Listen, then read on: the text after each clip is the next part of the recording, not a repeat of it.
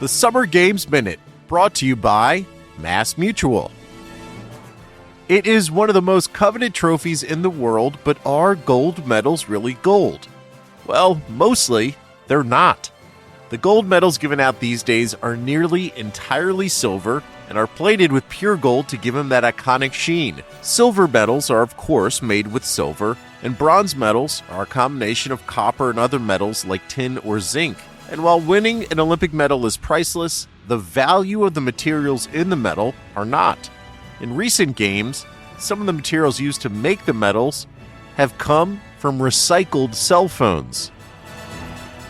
Mass Mutual celebrates women's sports history and understands the nuances in how women want and need to manage their finances. With quality product solutions and guidance, a Mass Mutual financial professional can help you plan for both short-term and long-term money goals. Learn more and get started at massmutual.com.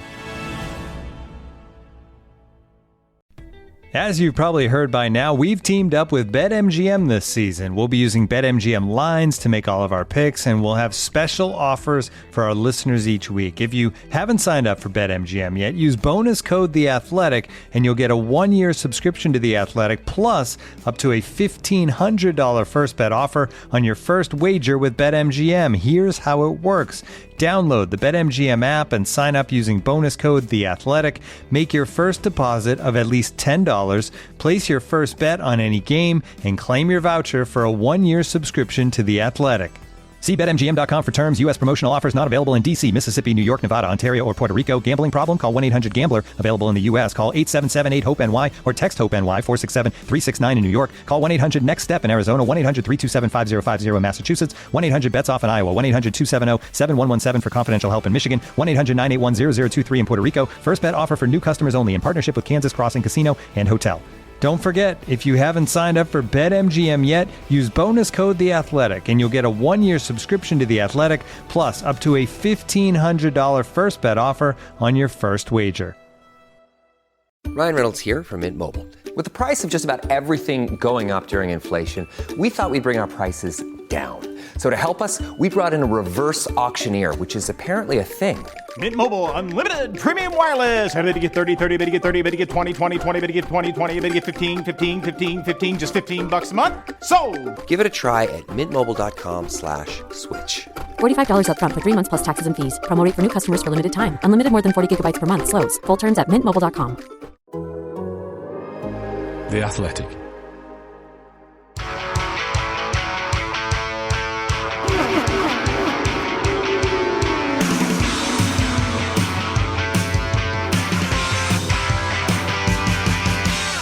Welcome to the Race IndyCar podcast. We've just had pole weekend. We've got a new Indy 500 pole winner in Scott McLaughlin. In fact, we were guaranteed a new pole winner after the 6 people who made it through to the Fast 6 all hadn't scored pole positions for the Indy 500 before. So coming up on this week's show, we have Scott McLaughlin himself. We're going to get over to him in just a second. He's the star of the show, the person we want to hear from most, and the person we desperately wanted to fire questions at. So we'll get over to him very shortly. Of course, then we'll do a bit of a recap of everything that happened over the last week. So we had some rain intervening in the practice sessions. We had some crashes in practice that led to some bump day issues. We had Kyle Larson, the crossover NASCAR champion and star, deliver a phenomenal performance in his maiden Indy 500 qualifying. And we had some struggles for Ganassi, who have taken 3 of the last Indy 500 poles with Scott Dixon and Alex Palou. So, of course, we'll get into all that. But before we do, let's head straight over to Scott McLaughlin. All right, Scott McLaughlin, welcome back to the Race IndyCar podcast. Winner of the first Penske front row sweep since 1988, Penske's first pole since 2019, your best start at the Indy 500 and the 4-lap pole record. So you must be pretty happy with yourself right now. Yeah. I mean, it's when you say that sort of stuff, it's awesome. I didn't know about the pole record until Marty told me on the the victory lane or whatever you call it. P1 reward thing, and it was super cool. But just really proud of the execution. I think at the end of the day, I think we set that up from the Fast 12. We had a amazing run in the Fast 12, and I sort of hit everything I wanted to. My process was was stellar, and honestly, it was the best run I had done all weekend. And I changed my line just slightly for the fast 12 on. I worked on some things in practice. That's kind of the reason why we went out twice in practice on Sunday, because we're trying some setup stuff, but also it gave me an opportunity to try two different lines that I figured out were one was slightly slower, one was faster, and I just stuck to my guns and we put it together when it counted. It's amazing just to think, just over 4 years ago, you were in supercars in tin tops, and now you've just won what is basically motorsport's fastest pole, and the pole that I guess most drivers dream of. I mean, obviously Formula One is the pinnacle of motorsport, but I don't think there's many greater achievements than a 4-lap run to win pole at the Indy 500. So have you had a chance yet to kind of, I know you guys are so in the moment and you're probably already thinking about the race and you've probably already forgotten about the pole, but I mean, to think back from how far you've come in such a short period of time and what you've been able to achieve, just making that huge step from tin tops to single seaters now. Yeah, I had a friend text me last night, and it was actually Rob Wickens, and he said, you got two pretty cool poles, man. You got Bathurst 1000 pole and this one at Indy, but I think this one is just incredible because there's so much you got to think about on those laps. Like, people just think we're just going, it looks so smooth, and you just, like, the car was phenomenal, don't get me wrong, but you're thinking about like lap 4 on lap 1, and you're like, the way that you enter I changed my line, like I said to you guys, like just a tiny bit, and the way that changed my balance throughout the run was incredible. Just how much I was loading the tire, and that's all come with, I feel like I've worked really hard on my craft at the ovals, and it sort of clicked around Iowa last year in terms of trusting the balance of the car, trusting what I wanted from the car. I know they're two very different ovals, but at the same time, like, it's just the fundamentals were there then. And, I think it's certainly helped me this week.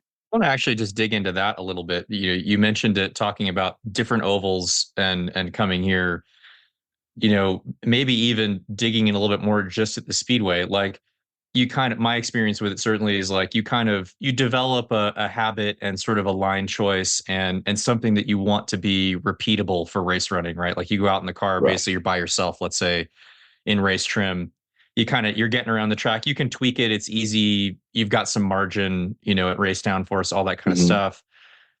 I felt like my experience was the more 500s I did, the more I started to realize that to really maximize a qualifying attempt, I had to deviate a little bit from not even necessarily the exact line, but just the way I was thinking about my line choice relative to the car setup to be able to do those things. You've alluded to that. I'm curious, really, just for you to walk us through, like, your first 500 to now, kind of that difference between the things that you're paying attention to from a driving perspective, just driving, like everything you're talking about, these little inputs, the way you're bending into the corner. What are some of those differences, and how much has that changed over that time?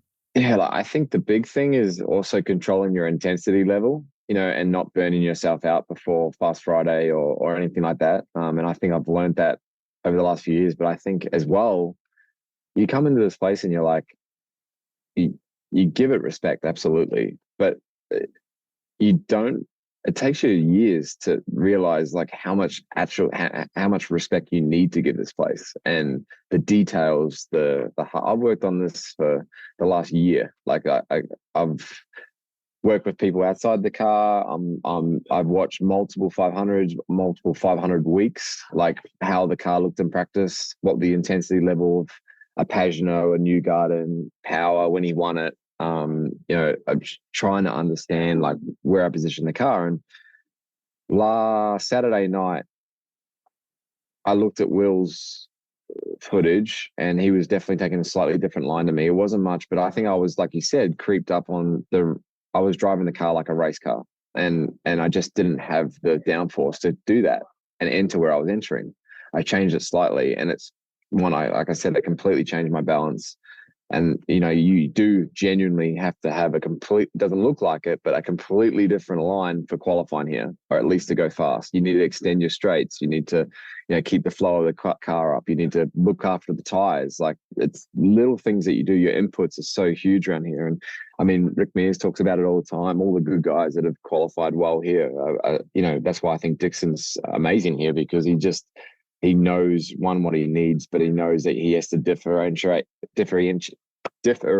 himself from the race car to the quali car. And I think that clicked on Saturday night for me, thankfully, and I was able to practice it the next day. And then, I mean, I guess the other component of that is, you and your engineer, Ben Bretzman, being on the same page in terms of, you trusting him to give you what you need, but him also, I guess, trusting you that when you say, I'm going to make this change and it's going to enable me to do this or that, I think we can do X, Y, or Z with the setup, and get that. Because all of these things, they're always like you're looking for that double gain. You're looking for like a gain in yourself, but also that unlocking a gain with the car, vice versa, right?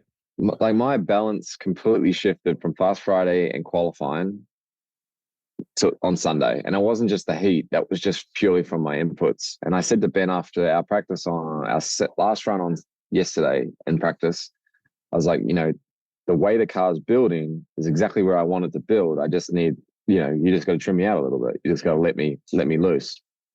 When I talk to Ben, especially around here, he's the wizard. He knows all the numbers. He knows everything. But I don't need to tell him what springs to run or anything like that. It's just, I tell him what I need, what I want, and he tries to deliver it to me. And absolutely, there's a trust there. We're not only just colleagues. Like, he's like one of my best friends. Like, we hang out a lot. And I think he understands me well. And I think that bodes well for our relationship too.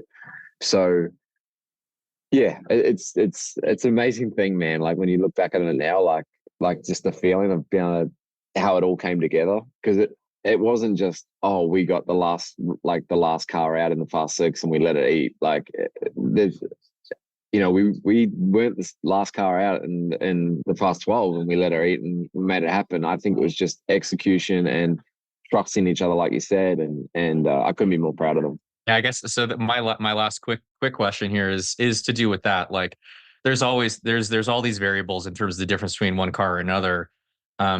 Team Penske is as tightly packed as a team in terms of pace as anybody is. So I guess that's worth noting. But in your Fast Six run, like, you just, laid down the law in a way that the other guys didn't have. And so when you think about, and that you guys were there was no obvious favorite. I felt like almost every other team, there was a clear, like, Rossi seems like the fastest McLaren car or whatever. But we all went fast. We've all gone fastest at one point during the week. Like, at the end of the day, Friday, it was a total, like, toss up, basically, like, depending on what time of day it was or whatever. Ultimately it's kind of like car prep, handling, driver conditions, whatever. What would you put it down to ultimately in the Fast Six that enabled you guys to throw down that time when the other two couldn't or didn't? I think it was I just trusted my process, JR. Like, I didn't care what time they ran. The Rossi's run to my run, the only laps I knew about out of all those three guys were their first laps.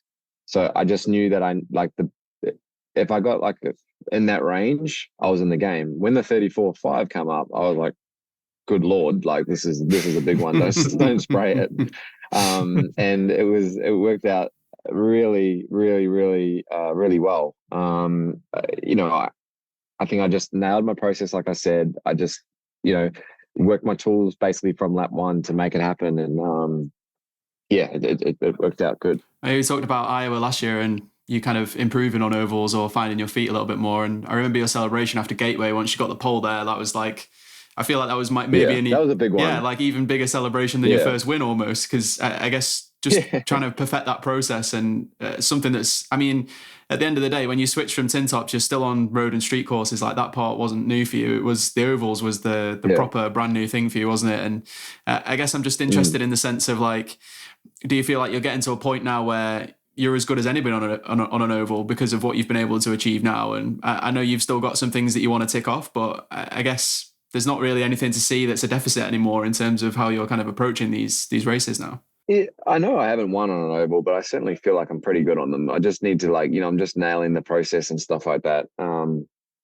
But the Gateway one was a big one, and it's hard to get that confidence because on a road course or a street course, like through fast corners, I feel really strong. Like I always feel like I'm the top, part of the micro sectors through like a quick corner. I think that's why at Barber I'm reasonably good because I feel like I really enjoy those types of corners. And you got to look at the oval. I know it's an oval, but you got to think of like it's just like a fast road course corner, like especially a Gateway. Like it's like that's kind of like closest we get probably to a road course type aero setting and whatnot. Here is a little bit different, but you've got to. I've come into this week going, trust the feeling. Like trust what I feel. Communicate that to Ben. Trust I can do the job when it happens. And if I don't, I don't. But just as long as I'm controlling what I can control and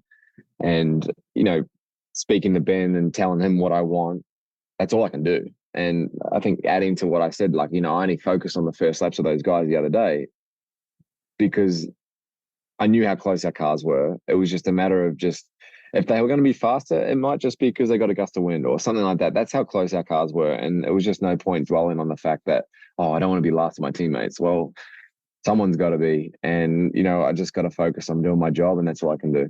We want to let you go and finish your sandwich, but just before we do, tell us how your race car feels. I mean, it feels criminal to move to the race already. There's so many questions we want to ask you about your pole run, but just looking at the race, what can the fans sort of expect from you, do you think?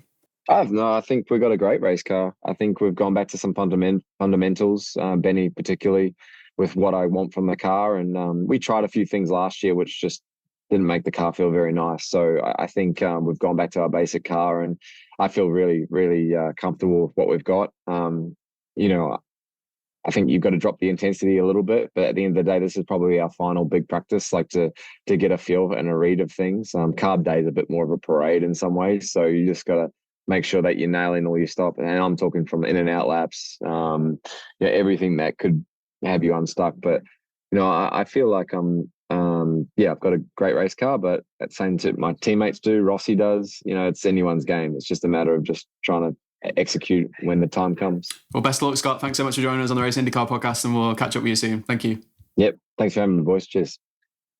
We love talking stats here at The Athletic. Here's one that's super simple to remember. Discover automatically doubles the cash back you've earned on your credit card at the end of your first year with Cash Back Match. That means with Discover, you could turn $150 cash back to $300. That's right. You could put it towards some memorabilia you've had your eye on or treat yourself to a premium sports network. You earn and Discover doubles. See terms at discover.com/credit card. We'll get back to the pod in a moment, but first of all, let me tell you about Grammarly. Email, Google Docs, Slack, you write across multiple platforms and places during your workday, so delivering consistent, high-quality communication everywhere is key. Grammarly is an AI writing partner that helps you get work done faster with high-quality writing for better projects, proposals, presentations, and more. Best of all, Grammarly works where you work, so you can get more done no matter what tools you use. As a journalist and podcast host, I'm constantly writing and rewriting copy and drawing up scripts. It's part of the job, and Grammarly helps make it faster. It's got some really cool features like tone suggestions to help you strike the right balance between direct and friendly in work emails. Plus, Grammarly has a ton of other great features like advanced spelling, grammar, punctuation, and conciseness suggestions to ensure your writing is professional, mistake-free, and clear. Get AI writing support that works where you work. Sign up and download for free at grammarly.com/podcast. That's GRAMMARLY.com/podcast. Easier said, done.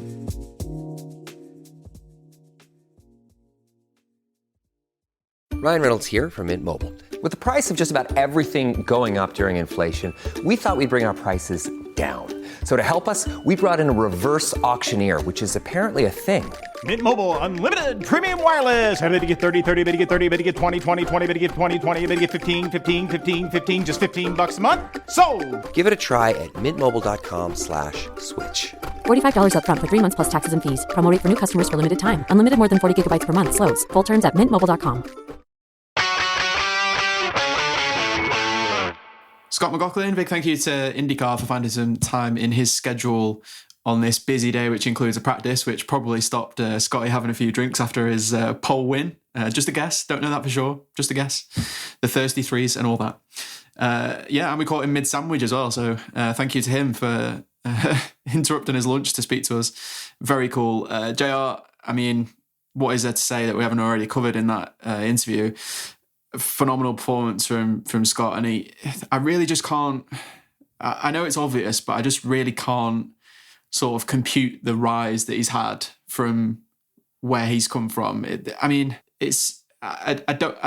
talked about this before. I don't mean it to sound like it's playing down what he was able to achieve in tin tops or how good anyone thought he was there. I mean, it was obvious for all to see how much he won and what he was able to do. But I just don't think we could have expected him to be this good in IndyCar this quickly. And to deliver, I mean, it's the fastest 4-lap pole run in history from a driver who hadn't driven IndyCar 4 years ago. Just a phenomenal performance. And I think we'll really have to struggle now to keep that in focus and sort of kind of keep centered in how we look at Scott, because we're just going to keep expecting more and more from him. And that's a good thing, because it means he's delivering and that he's in that position where we expect him to be able to deliver that kind of performance. It's a massive compliment to him in a way. But at the same time, I think we still just have to remember how far he's come in such a short period. Just so impressive what he's been able to achieve. Yeah, I think, it's like having Larson out here for the 500 this year sort of, for me, has made me take stock of these guys who are just true racers. And like, what does that really mean in the modern, today? You think about that, you think about, Arnelli and AJ and Mario and Dan Gurney and the Unsers and Jim Clark and Jackie Stewart, these guys from like the late 60s, mid to late 60s, call it, into the mid 70s, basically. That's kind of the golden era of the racer. These guys that just went and drove everything and they smoked everybody at everything.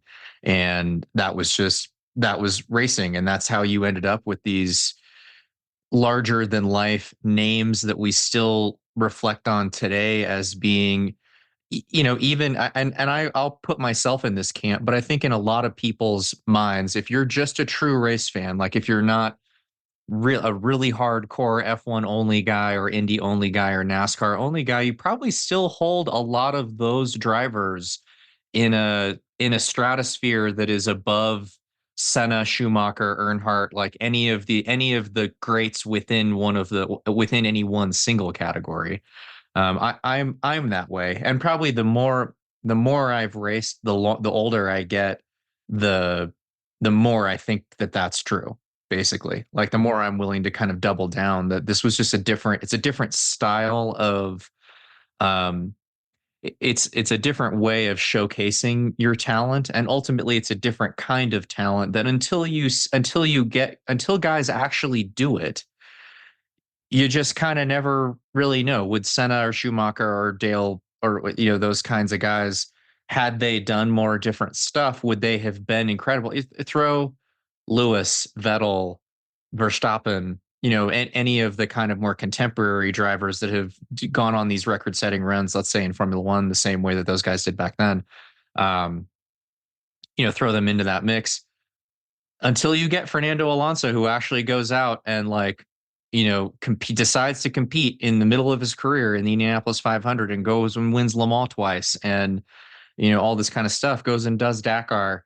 It like suddenly for me that like Fernando is just in a completely different category than any of the rest of those guys, regardless of how many world championship, wins or championships he has. And so I bring that up basically just to say that I think McLaughlin deserves to be in that discussion, basically, as a modern era, one of these guys that has managed to showcase like this innate talent that you need to have. Like it has to be just a built-in way of, it's like part of your worldview or something that enables you to get in these dramatically different things and be successful at the absolute highest level of sport in these different areas. And so when I was thinking about Larson, and I tweeted this last night, that I thought it was just interesting. I was just thinking about Fernando's first time here. And I was like, I think that was Fernando's first time that he qualified like up in the top 6 or whatever. And he qualified 5th because I qualified 6th. So we were next to each other.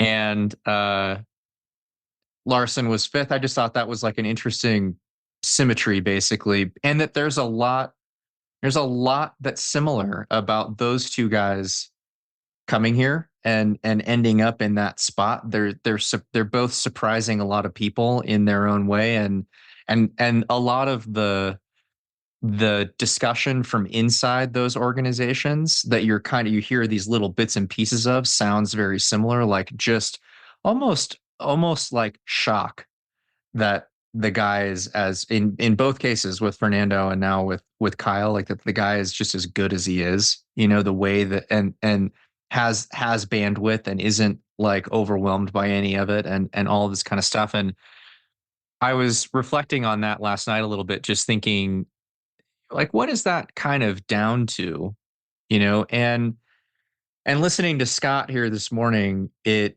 made me just think a lot of the things that he was saying was exactly what was in my head thinking about Larson and Fernando, which is basically just coming down to like, when those kinds of guys just, or I guess when any driver, but these guys just can do it well, is they just tap into this like feel for the car that for them is like, it clicks because it's like universal, it's like any car they get in, once they can get this particular feel and kind of trust it and align around it, they're just going to go haul ass, whatever it is. It could be a go-kart, could be a sprint car, could be a NASCAR car, could be a Formula One car, could be here qualifying at Indy. And so it was, I think that's just such a cool thing to kind of,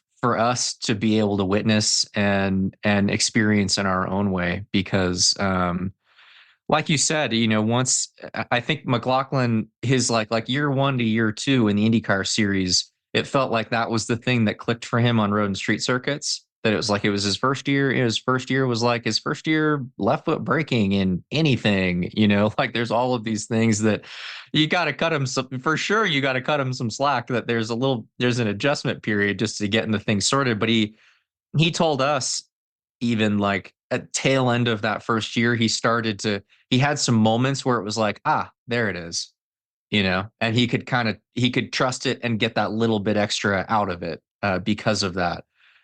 Feels like he's managed to have that like click more often than not now on road and street circuits.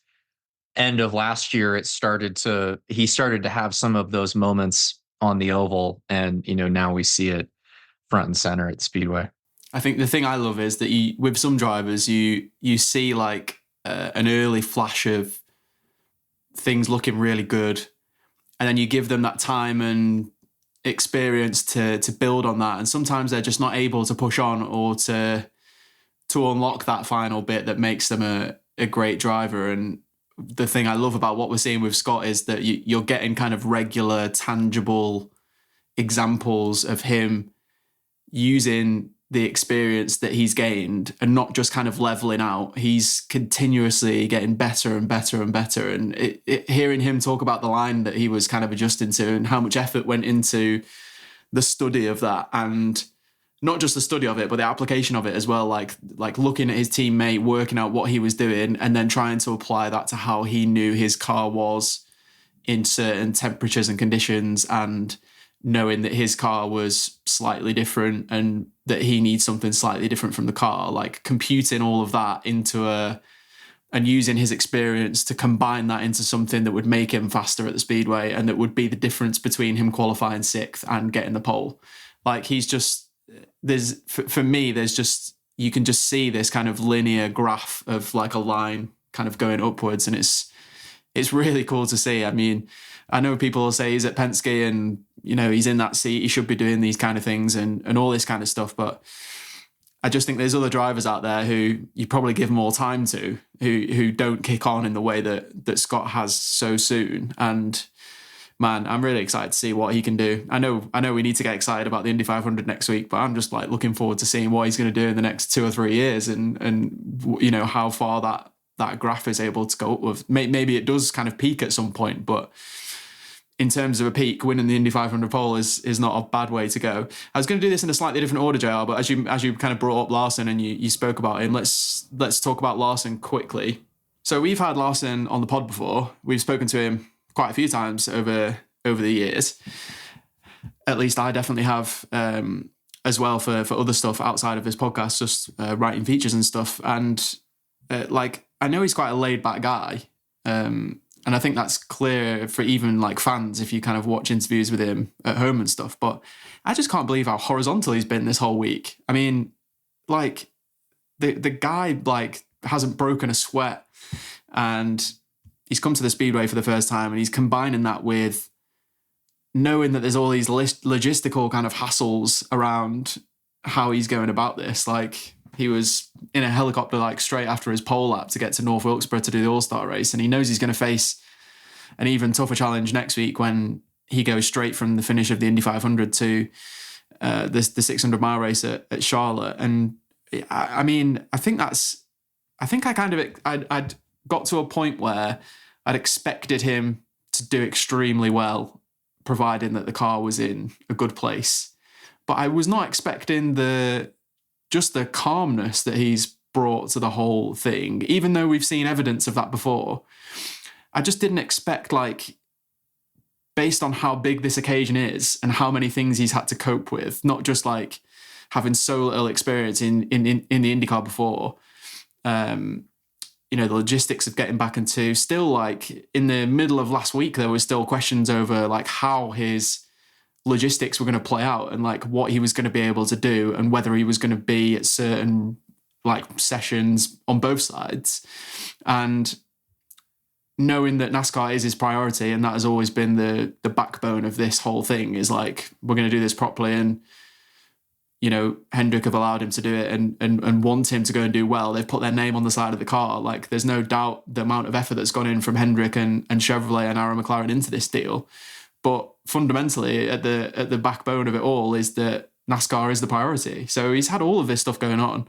And it seems like driving the IndyCar in qualifying has been the easiest thing he's had to deal with over the past week and a bit. I mean, I don't know how you feel about that, JR, but for me, like, just even knowing how laid back the guy is, like, I've been surprised by how easy everything's come to him. And we spoke a little bit about a couple of weeks ago about how we expected him to approach things and some of the things that he'd said in interviews around the lines of not going and seeking out too much advice, trying to keep things in-house, learning himself.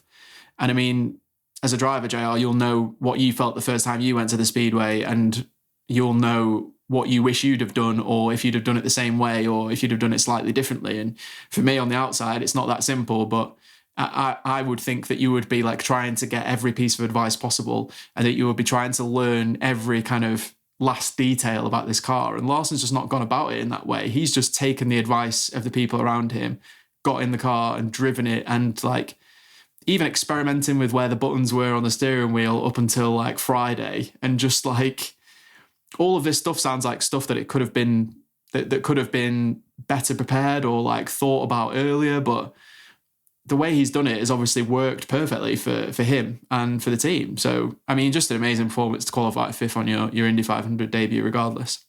Yeah, I guess to break or whatever, to sort of unpack a few of those different things. One is, I guess I had no expectations really coming into this of where Larson was going to be at, and kind of just because I choose not to about most things, but but that the part of why I feel like I'm not surprised by a lot of this. I'm impressed beyond belief at a lot of it, but I'm not really surprised by a lot of it, and I'll sort of break down why. One is he's used to if there is anybody on the face of the planet in motorsports who's used to just like an insane schedule of events, it's Kyle Larson or Max Verstappen. Like Max is doing like the 24 hours of Nürburgring sim race overnight while they're at Imola between qualifying and like the race on Sunday, that's a total like side note. But I think Larson in an even more real world sense is used to, he's used to like flying wherever for some dirt track race and then like showing up the next morning for the NASCAR race that day. And he's so, I guess one of the things that it really, I don't know, sort of points to in my mind is just this idea that the NASCAR guys do just run a way crazier schedule than any of the rest of us in like normal motorsports elsewhere are used to. B, Kyle in particular since he started racing, has run a completely insane schedule. There is no racing is life for him and his family, and everybody's clearly bought into that. Like there's no tension, there's no questioning about whether they should, we should be doing fewer races because we want to go to Disneyland or something. Like no, like the kids are on the road, wife's on the road, their life is on the road, their life is going to the racetrack, and that's just what it is. And honestly that's a beautiful thing. Like they're permanently at Disneyland. Yeah. They're at the motorsport version of Disneyland every day. Yeah. Like this is just, you're committed, and there's no in between. There's no gray area. Like this is just what it is. And and it has to be like, if you're going to be in that kind of mode, if you're going to do the things that they do, you can't have anybody like 1 foot in, 1 foot out, to what that scenario is. At some point, I'm sure for him that'll change, but this is so given that he's in, it's, we've talked about on the pod, kind of like when Kurt came and did this and some of these other guys, it's been later in their careers when Jimmy even, he didn't do the double, but had he done the double, it's sort of just a different situation at that point. Kyle's in the, for all intents and purpose, in the prime of his career here. That also makes it so that you are just fully committed to this kind of crazy schedule, whether it's flying back and forth for Indy or you're, in the bus or flying wherever for some dirt car race. And so I think that makes it so that it's hard for me, even as a driver, to like completely wrap my head around that. But like, if you can start to wrap your head around the way that Kyle's life just works day to day during the month of August or something, then you can kind of wrap your head around this during the month of May, basically. Like it makes it seem more plausible that this is kind of just normal for him, basically. So I think that's the one thing that I've like been having to remind myself of while you're watching these interviews, and he kind of seems like, whatever, not that fast. I thought that was, I got it. I totally got it, but it was like, yeah, okay. Like nobody's buying this, kind of like, you're not, like you have to really put yourself in this dude's head to understand, to even remotely understand the way that he's going about this kind of. And I appreciate the hell out of his approach here, which has basically been, I'm gonna bet on myself, basically. Like I've done all this other stuff. Every other time that I've gotten into something, I've been fast. I've picked it up quickly. He's every every month, every year, whatever, accumulating more and more experience driving some stuff, driving things that are changing or different than they were last week or whatever, driving some new track, driving some new this or that. I think he's just, his approach is defined by a willingness to trust himself that he'll figure things out on his own time and that's going to be sufficient to like getting it sorted by the time it matters, basically. And so, and I also think you think about all of these things that he's got going on, traveling back and forth for NASCAR stuff, for All-Star Weekend this weekend, Coca-Cola 600 next weekend. He's got a bunch of dirt car races like mashed in between all of this shit. I do think that part of the compartmentalization of the feedback loop that we talked about this on the last pod or the one before that or whatever, just about this idea that he's kind of not going and seeking a lot of external advice. Like he's just taking it from the people that are immediately around him. I'm on board with that. Like we talked about a couple of weeks ago, just because of the fact that I think that's totally sufficient basically. But then on top of that, it also limits like how much noise he's got going on, particularly given that he's got this crazy schedule and he's got to be thinking ahead to the next thing. I mean, he was mentioning in multiple interviews over the course of Saturday and Sunday, when asked about getting to North Wilkesboro last night, Sunday night, we're recording on Monday, if you haven't figured that out yet for our listeners, he had like studied some film, like done, he'd sort of done his homework already in advance to get to just know that when it was time to throw the helmet on, it wasn't going to be like this thrash at the last minute to go figure a bunch of stuff out, that he was going to like have as much of it sorted in advance as he could and just, kind of squirrel that away for being on the chopper or whatever to head over to the airport to get down there. So, there are other situations that to your point, without the support of Hendrick, without Jeff Gordon he's got this support network of super high performing, incredibly high quality people to help him do all. He's got Kanan, on the McLaren side, he's got Kanan, he's got Pato, he's got Alex, he's got great teammates. On this side of things, he's operating with people that are at the absolute top of their game, at the top of the sport across both of these things. Same goes for all of his dirt racing stuff. But so that's kind of the foundation of him being able to think about these things the way that he does. He can trust everybody around him just as much as he can trust himself, I'm sure. But altogether, yeah, it's a wild thing to see. And like, we talked about a minute ago, like it's just a special thing to witness. There's just, we could talk all day long about the same as we can talk about Lewis and Sebastian and Max and, whatever, maybe being talented enough to be these all-time great dudes if you just started sticking them in all kinds of different stuff.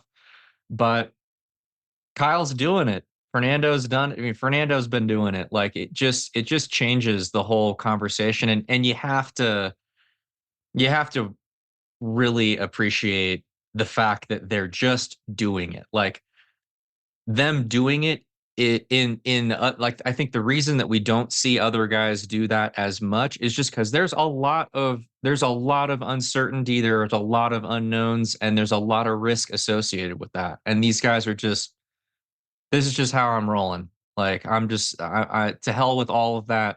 I'm a racer. I'm going and racing. I'm gonna make a plan for myself to race as many things as I can that I want to go do at the highest level I can do it at. It's a really cool thing to see. All right, Joe, I want to run through some of the storylines quickly and then we'll get into a bit more analysis as well. So obviously Scott McLaughlin was on pole, as you've heard from him. Penske sealing the front row with Will Power and Joseph Newgarden. And Alexander Rossi was the top McLaren just ahead of Kyle Larson. Really strong weekend from Alexander Rossi in particular. Santino Ferrucci was sixth for Foyt, another strong performance from him, and that was the Fast Six. the 12 had some really interesting characters in it as well, like Rinus VeeKay, who crashed on Saturday morning, and somehow Carpenter got his car back and ready to go. And right at almost the last second on Saturday, he was able to bump Colton Herta out of the top 12.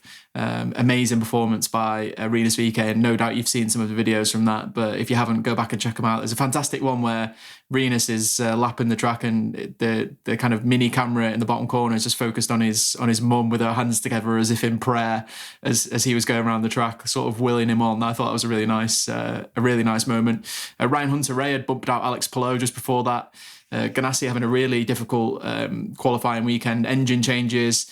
The last two pole sitters, Scott Dixon from 21 and 22, and Palou from 23, all of them starting outside of that top 12. Palou in 14th and Dixon in 21st. Neither of those two guys got a second run on the Saturday to try and improve, and were kind of bumped out of that order. So really interesting to see those guys dropping down the order. And I think JR and I will get into a bit of the Honda Chevrolet Ganassi missing, kind of some of the storylines behind why the top 12 ended the way it did. Before we get onto that, I just want to go through the rest of kind of Sunday's action with Bump Day as well. And I guess crashes were the theme of Bump Day, really, because Marcus Ericsson and Nolan Siegel were the two kind of drivers on the bubble for most of it, and yeah, they were both bouncing back from crashes. Marcus Ericsson had crashed at turn 4 after dipping his front left wheel onto the no-go concrete. Nolan Siegel's, I think, was at turn 2, wasn't it? His crash put both of their crews behind and meant that they had to go to backup cars, and I thought that was a really good example of when people say how important a speedway car is, and that like the teams are working on the cars from between 6 to 12 months. The fact that those two who'd crashed were in the last chance qualifying was a great example of how important the work that goes on with these cars really is, in terms of just the massaging and all of the little bits that go on behind the scenes, basically make a real difference and can put you in real trouble if you have to go to a backup car that is just a road course car that's been converted or whatever. It makes such a huge difference when you're not in your speedway car. Marcus almost bumped out after bailing out of his 4-lap qualifying run a lap early, but was able to get his car cooled down and went quite late on in Bump Day and managed to bump Nolan Siegel out. Graham Rahal was also in there after an engine change. It must have been about 15 times he'd got out of the car and said his car just wasn't pulling gears. It was a bit of a joke by the end of the weekend, after how many times he'd got out of the car and everything was the same. So unfortunate to see Rahal in that situation, although they did have Takuma Sato making it through to the top 12. So a little bit of progress being made in areas of the team, and a little bit kind of not. Nolan Siegel, I thought, handled everything really well in terms of being bumped out. He was really gracious in his defeat. He said he'd kind of left everything out on the track. He was going to go home having given it everything he had, and he did do that. Coyne really struggling, I think, over the course of the week, and especially after that crash, really put them in a bit of a hole. Catherine Legg was also in the Bump Day run-in, but she hadn't crashed earlier in the week, and I think that was just maybe the difference between her and Nolan, was that I don't think their package wasn't great, but the crash had really kind of sealed Nolan's fate, I think, in that scenario. JR, we were talking a little bit off air about the times and how things are different to last year, and it looks like Chevrolet have made a step forward. Obviously, Penske have made a massive step forward. And on the face of it, just looking at the numbers and where people are positioned, it looks like Honda have taken a step back as well, because their highest driver was Felix Rosenqvist for Meyer Shank in 9th. You were at the track earlier in the week, speaking to a lot of different people. What were some of the kind of things you picked up, and what have you kind of spotted that kind of explain a little bit of this kind of moving around? Because it's really not as simple to say that Chevrolet have just found a load of horsepower and that Honda have lost a load of horsepower. It's a lot more complicated than that. Yeah, I think it was interesting that, and I'll preface this by saying or add a little bit of context, which is that I had heard most of this before Fast Friday. So I think that gives a little bit of, added credence to a lot of the things that I was hearing, that we had not yet seen this like play out in the context of the higher boost target, like qualifying runs at that point. I think, by the end of the day, Friday, a lot of this stuff was relatively clear in terms of the overall rundown. One is just generally, I think the consensus was that the package overall, like just the IndyCar package that was going to be run this year. We talked in advance. I think a lot of people were talking about the lighter weight aero screen parts and some of that kind of stuff, thinking, oh, it's going to be faster rolling into the speedway this year. Worth noting that we haven't seen that basically at any point this season yet. And part of that is because there's all of this other stuff that is basically already on the cars, and also notably tire development that was being done in anticipation of the hybrid powertrains being on the cars and in use already at this point. So basically the cars have a bunch of things on the car that are like kind of in a way not optimal for a non-hybrid version of the car, which we'll just kind of chalk that up broadly to like, it's not perfect. Like there are some things that are a little less efficient in terms of the way that the cars kind of, roll and run, and aero wise in terms of packaging and these kinds of things that are like probably not exactly as you'd have them if you're not going to have the hybrid powertrain, plugged in and hooked up. So without going into like the nitty gritty detail of kind of all of that, that's probably responsible for a little bit of why the cars just overall, like on average, are a tiny bit slower than they were last year. Because you'd have to say it's not like Honda, it kind of looks like on the face of it, it looks like the Hondas are actually slower this year than they were last year. That's not because they're not making as much horsepower. Like it's not like they're literally slower this year than last year. If anything, I'm sure they've made some gains, and it's just not enough to overcome those differences in kind of having this different packaging situation. The other part of it is the left side tires in particular are quite a bit harder. It was interesting just to kind of get a feel for like most teams that I talked to, like felt like from a handling perspective, that was hardly any difference, which I thought was really interesting. And even surprise teams and drivers with the reaction of like surprisingly not much of a difference, but also a little bit of like numbness in some changes that they were making to the car, like not getting the reactiveness of different changes and maybe finding that reactiveness in different things. So affecting, certainly as happens every year, affecting kind of the way that teams are going about finding gains and kind of overcoming, deficits or whatever. But I wondered about that just in terms of the outright speed of the car too, that there's an element of, you think first and foremost about a softer tire being something that probably enables you to trim a little bit more and rely more on just the mechanical grip of the car to manufacture enough grip to get through 4 laps in qualifying. It didn't even really seem like that was so much the thing. I kind of wondered just in terms of an outright pace point of view that it's like, if you just can't build the energy in the tire because it's harder, there are situations where you're not because of the tire specifically, but just because of the setup of the car, like on a short oval or something, you're just trying to energize the tire. And like, if you can manage to do a couple of things, you're moving cross weight around or changing spring rates or whatever, and you can just manage to energize the tire, making damper changes, whatever. It doesn't even necessarily change the handling of the car. It just lets the thing like fire off the corner a little harder and that kind of stuff. With a hard tire like this, it may not even be that the thing is sliding more or necessarily like scrubbing or whatever, but if it just doesn't quite get energized as much, that there might be a little bit of just like lap 1 pace that kind of is missing just in that, like it's a little bit more numb in terms of that reaction that it has. So that's just my a small theory, I guess. But the other part of this is where the teams all stack up. And I think interestingly, there was some rumblings from a couple of different camps that maybe some of the things that have turned into more of a universal packaging situation that previously weren't were sort of unexpected gains for Chevy. That maybe there were some of the things that they're now moving away from like a more different setup in terms of some of the packaging stuff in and around the engine. that sounded like, oh, maybe we didn't really realize that we were missing something here, but now that we're going to universal packaging, like, or something that's much closer together, at least, that Chevy found some small gains in just over Honda, basically. Like Honda didn't benefit from that, and Chevy did slightly.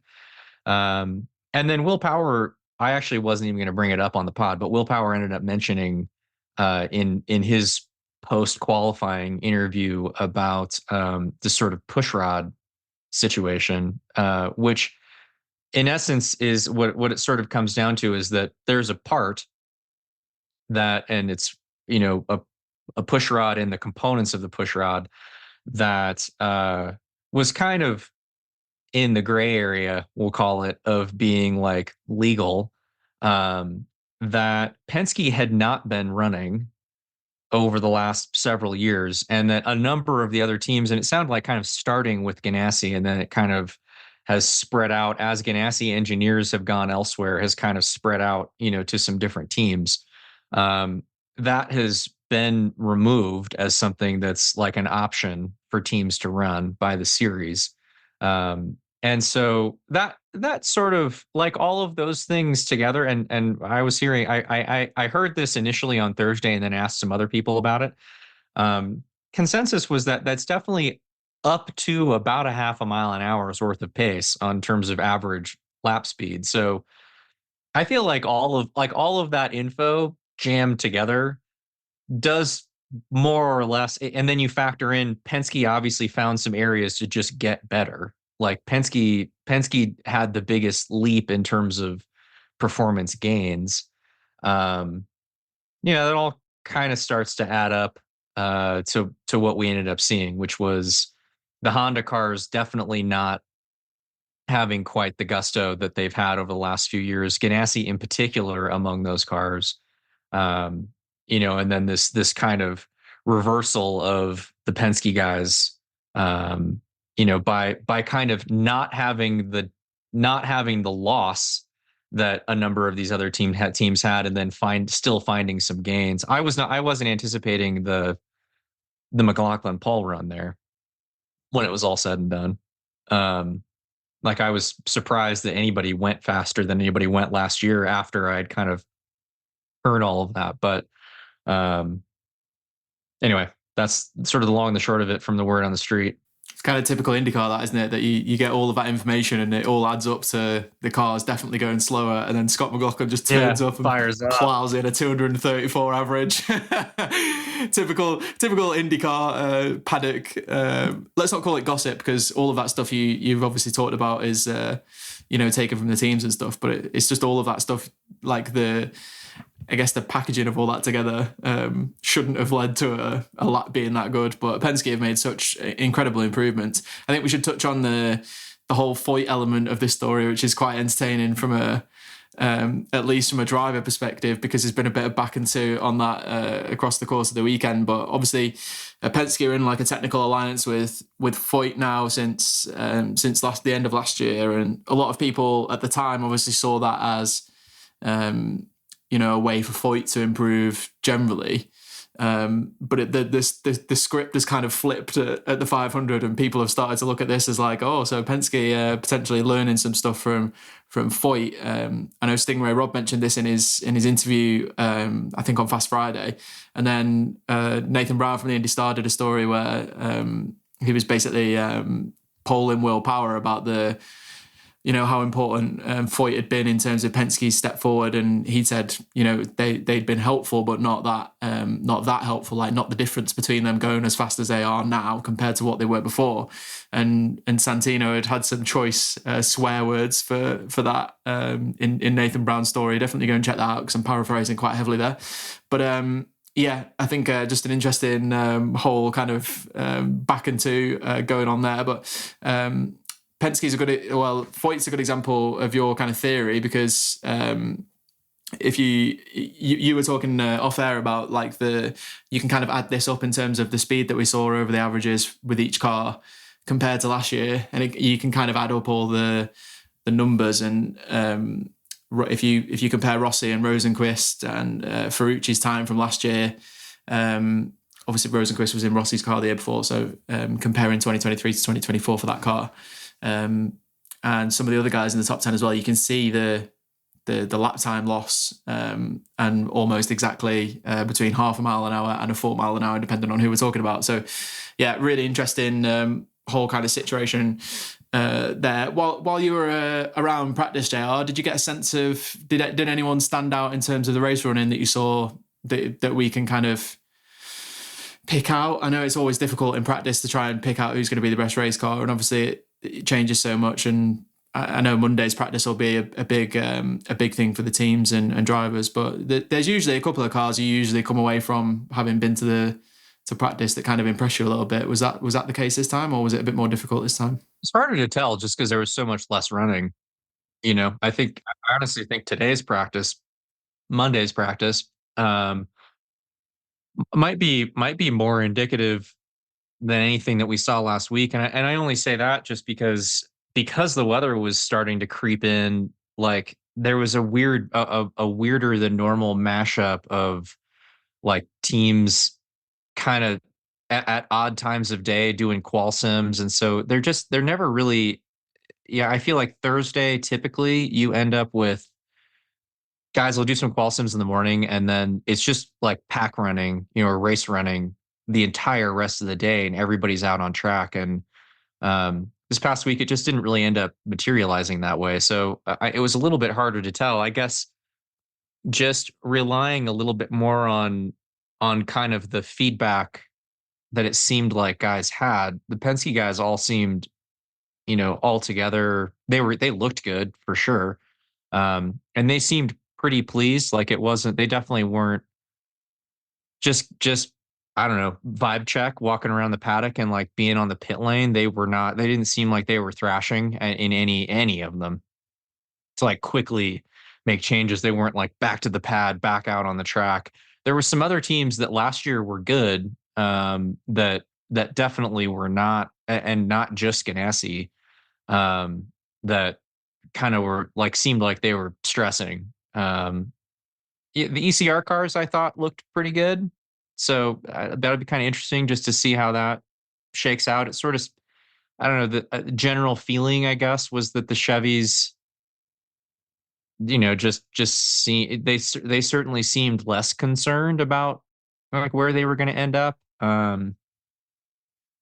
Sultan is the only car specifically on the Honda side to me that was like, like that looks pretty sporty out there. So be kind of, and the Hondas and Andretti in general ended up kind of all over the place. And I think the fact that, Marcus crashed and that ended up turning into a whole thing, like probably diverted a little bit of the attention away from the fact that, Kirkwood ended up making it into the top 12. And, obviously you've got Felix up there. Felix will be an interesting, like I'm curious to see, Felix run on Monday, on carb day, and for the rest, and on race day. Like, I don't know that I'm not necessarily like throwing him in as a dark horse for winning the thing or something if they get it right. But I just think where he ended up in qualifying.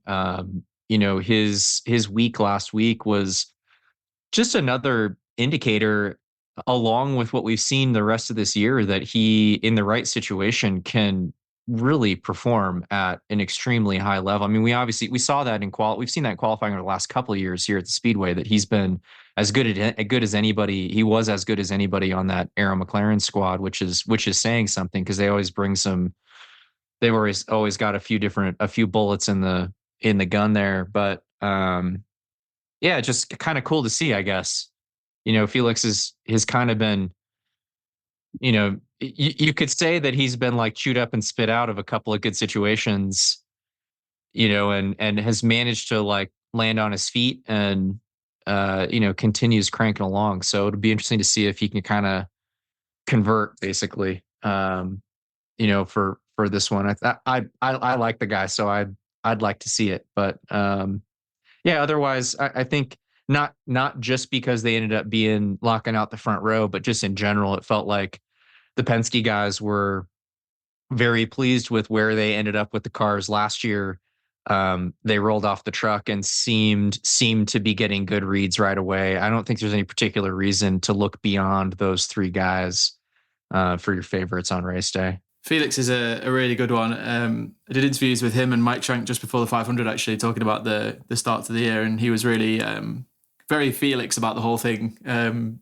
You could throw the most difficult questions at him and he just kind of bats them off and answers in a really polite kind of way that you would expect Felix to do. But the fact that he's ahead of Pato in the championship just speaks volumes to me at this moment in time. It's like, people have written the guy off after 3 seasons at McLaren because, he's not performed to Pato's level consistently. And you put him in a different environment and, look at how he's performing. So, yeah, really interesting. I think I can't go too far back in terms of Meyer Shank's qualifying performance that I remember, but I do know that Helio started 8th when he won the 500 in 21. But the last couple of years, they've been outside of the top 20, I think, in almost all cases. So they've found a lot, and that's saying a lot on the Honda side, because there's not many Honda teams who have found a lot. And you mentioned the Andretti's. I know Kirkwood was 15th last year, so he's in a roughly similar space, but Hertz is obviously a lot higher up. And although Marcus has obviously had all of his issues, I do feel like they've had a more stable and stronger build up to the 500 than they have in the past few years. And Kyle was in the top 5 when he was taken out by Felix in the race last year. So he may actually be able to get up there. Yeah, I think the only other thing I would add, just from an Andretti perspective, is they did catch up to Ganassi basically in terms of their qualifying pace. That just didn't end up. You just think about the context of the Honda teams. That just didn't. It's just kind of one of those years that didn't end up really manifesting itself in a great qualifying order necessarily. I mean, I'm throwing in Felix as a Andretti car basically. I know that was something that they were working on. Just the Andretti guys were working on in the off season, and so I think it's tough when they actually probably did do the thing that they set out to do, and it just because the Chevys were better, and you've kind of got some of these things that are knocking the Honda cars back, or that they're not able to take advantage of, or whatever, that it kind of doesn't really show up as clearly on the stat sheet. But I guess a little bit of an under the radar improvement for that group. And I think just because you've got Marcus on the outside, him going through all of that stuff too, kind of a distraction from the fact that the other 2 cars were actually quite fast relative to the other Hondas. I feel like there's other topics that we've not had time to get into, JR, but we should call it there because we need to cut this one loose, but we'll definitely be back after the 500. Also, keep an eye on our channels this week because we will have our kind of yearly Indy 500 retro episode coming up. I'm not going to tell you who it is. You're going to have to check back and find out, but it's a good one and it's a good anniversary. So yeah, definitely check that one out. It will be out very soon after this. But for now, I hope you enjoyed Scott McLaughlin talking about his Indy 500 pole and JR's fantastic breakdown of the order and why everyone is ending up kind of where they are, or at least a little bit of the themes of the top 12 at least, and what's going on there. So that's all for this episode of the Race IndyCar Podcast.